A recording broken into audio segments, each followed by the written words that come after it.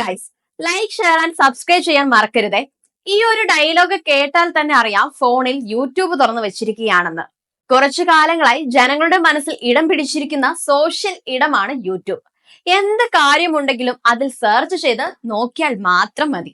YouTube addicted ആവാത്തവരായി ആരും തന്നെ ഇല്ല എന്ന് തന്നെ പറയാം. ഇന്ന് യൂട്യൂബിന് 20ാം പിറന്നാളാണ്. വിനോദമായും വരുമാനമായും ലോകത്തിന്റെ ഗതി മാറ്റിയ വീഡിയോ പ്ലാറ്റ്ഫോമായ യൂട്യൂബിന്റെ പിറവി 2 പതിറ്റാണ്ട് മുൻപൊരു പ്രണയദിനത്തിലായിരുന്നു. US-ലെ പേപാൽ കമ്പനിയിൽ ജോലി ചെയ്തിരുന്ന 3 പേരായ Steve Chen, Chad Hurley, Jawed Karim എന്നിവരാണ് യൂട്യൂബ് സ്ഥാപിച്ചത്. യൂട്യൂബ് കമ്പനി സ്ഥാപിച്ചതിൽ പലതരത്തിലുള്ള കഥകളുണ്ട്.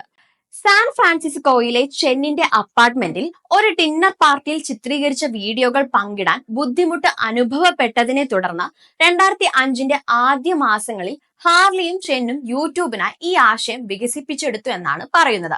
അങ്ങനെ ജാവേദ് കരീമിന്റെ പേരിലുള്ള ചാനലിൽ നിന്നും മീ ആറ്റ് സൂ എന്ന വീഡിയോ അങ്ങനെ യൂട്യൂബിലെ ആദ്യ വീഡിയോയായി ചരിത്രം സൃഷ്ടിച്ചു. അന്ന് യൂട്യൂബ് വൻ നഷ്ടത്തിലാണ് പോയിക്കൊണ്ടിരുന്നത്. എന്നാൽ ഗൂഗിൾ ഏറ്റെടുത്തതോടെ യൂട്യൂബിന്റെ തലവര തന്നെ മാറി മറിഞ്ഞു. 2014 യൂട്യൂബിന്റെ CEO ആയി സൂസൻ വിജിഡിസ്കി ചുമതലയേറ്റതോടെ അതിവേഗമായി വളർച്ച. വാർത്താ മാധ്യമങ്ങളും സിനിമയും വ്യവസായവും രാഷ്ട്രീയവും എല്ലാം യൂട്യൂബിലേക്ക് ചേക്കേറി. ഒരാളെ കുറ്റം പറയാൻ യൂട്യൂബ്, നല്ലത് പറയാൻ യൂട്യൂബ്, പ്രതികരിക്കാൻ യൂട്യൂബ്, അങ്ങനെ എന്തിനും യൂട്യൂബായി മാറി.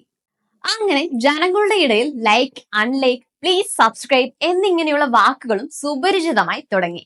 ഏഷ്യയിലെ തന്നെ ഏറ്റവും കൂടുതൽ സബ്സ്ക്രൈബേഴ്സ് ഉള്ള വ്യക്തിഗത യൂട്യൂബ് പേജ് മലയാളിയുടേതാണ് KL ബ്രോ. KL ബ്രോയ്ക്ക് ഇപ്പോഴുള്ളത് 6.5 കോടി സബ്സ്ക്രൈബേഴ്സ് ആണ്. 2024 $50 ബില്യൺ എന്ന നാഴികക്കല്ലിലേക്ക് യൂട്യൂബിന്റെ വരുമാനം വളർന്നു വരികയാണ്. കഴിഞ്ഞ 3 വർഷത്തിനിടെ 5.88 ലക്ഷം കോടി രൂപയാണ് യൂട്യൂബ് ഇന്ത്യയിലെ ക്രിയേറ്റർമാർക്ക് നൽകിയിരുന്നതെന്നാണ് കണക്കുകൾ.